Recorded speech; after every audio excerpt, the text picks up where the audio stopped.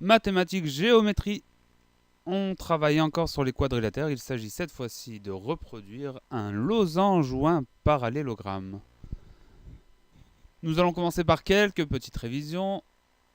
Un quadrilatère, qu'est-ce que c'est? C'est un polygone qui possède 4 côtés, les voilà au bout des flèches rouges, et 4 sommets au bout des flèches vertes. Tous les quadrilatères possèdent également 2 diagonales. Les diagonales sont des segments qui relient les sommets opposés. Voilà pour le quadrilatère. On s'intéresse aujourd'hui au losange. Pour commencer, le losange est un quadrilatère particulier puisqu'il possède 4 côtés égaux. Toujours avec les petites marques qui nous permettent de repérer les côtés de même longueur, donc 4 côtés égaux. Et le losange possède des côtés opposés parallèles. Ça veut dire que les deux côtés qui sont au bout des flèches oranges sont parallèles et les deux autres côtés qui sont au bout des deux autres flèches oranges sont également parallèles. Le losange, il possède également des diagonales qui sont perpendiculaires. Voici les diagonales et après vérification avec l'angle droit de l'équerre, elles sont bel et bien perpendiculaires. Voici le signe qui montre la perpendicularité de ces diagonales. Après le losange, nous nous intéressons au parallélogramme qui est lui aussi un quadrilatère particulier puisqu'il possède des côtés opposés qui sont égaux. Ça veut dire que les côtés opposés sont égaux 2 à 2, deux côtés qui correspondent aux deux signes en rouge et deux autres côtés qui correspondent au cercle en rouge. Ils ont même longueur. Ensuite, nous avons des côtés opposés parallèles. Donc, comme pour l'égalité de côtés, le parallélisme correspond aux côtés qui se font face, aux côtés qui sont opposés. Donc, deux côtés ici et deux côtés ici. Voilà. Et c'est tout pour le parallélogramme. On passe à la suite, c'est-à-dire à la reproduction d'un losange ou d'un parallélogramme.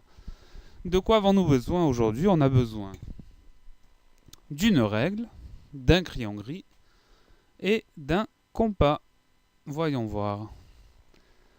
Première remarque, pour reproduire un losange ou un parallélogramme, la technique est exactement la même. La seule chose qui change, ça va être l'écartement du compas. Pour le losange, on va garder un écartement similaire, alors que pour le parallélogramme, pas du tout, mais on va voir ça en détail tout de suite. Alors, il s'agit ici d'un exercice de reproduction, c'est-à-dire qu'on a une figure, et il va s'agir de la refaire, cette figure. Aujourd'hui, on va s'intéresser à un parallélogramme qui s'appelle EFGH. La première chose à faire, c'est tracer un premier côté. Donc, avec la règle, je vais mesurer GH, puis je vais tracer un segment en dessous de la même longueur. Je mesure GH, je m'arme de mon crayon gris et je trace un côté de même longueur que GH. Voilà, nous avons un premier côté.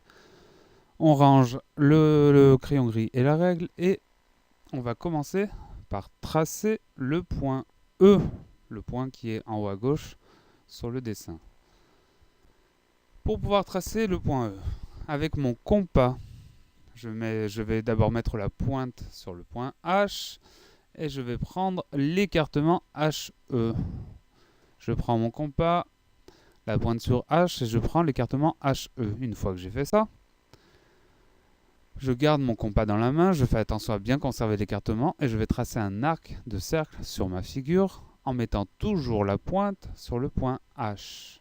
Donc je mets la pointe et avec mon compas, je trace un arc de cercle, c'est-à-dire une portion de cercle. Ensuite, je m'intéresse toujours au point E, donc j'ai fait HE. Ensuite, je m'occupe de GE, c'est-à-dire que je mets la pointe de mon compas sur le point G. Je prends l'écartement GE. Comme tout à l'heure, je fais attention à bien conserver l'écartement de mon compas. Je mets la pointe sur le point G de ma figure reproduite. Et je trace un arc de cercle qui correspond à GE. Le croisement des deux arcs de cercle que je viens de tracer, c'est le point E de ma nouvelle figure. Ayant fait ça, je vais m'intéresser maintenant au point F. Donc le principe est le même.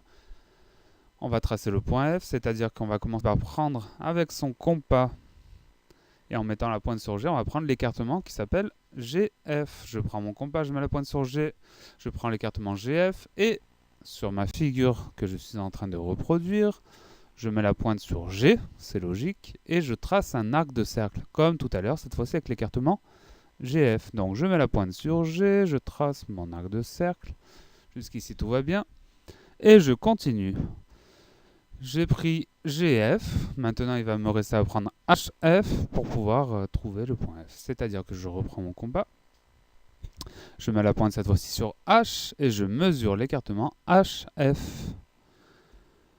Donc voilà, mon compas prend l'écartement, je fais attention à bien conserver l'écartement avec mon compas. Je mets une nouvelle fois la pointe sur H.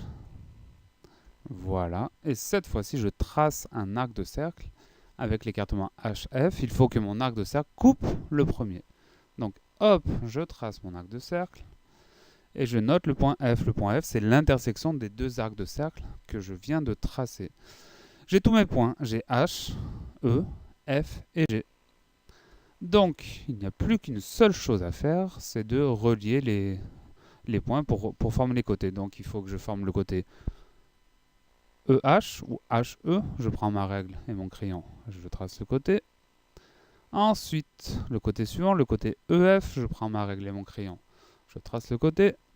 Et enfin, le côté FG, je prends ma règle et mon crayon et je trace le côté. Je range tout ça.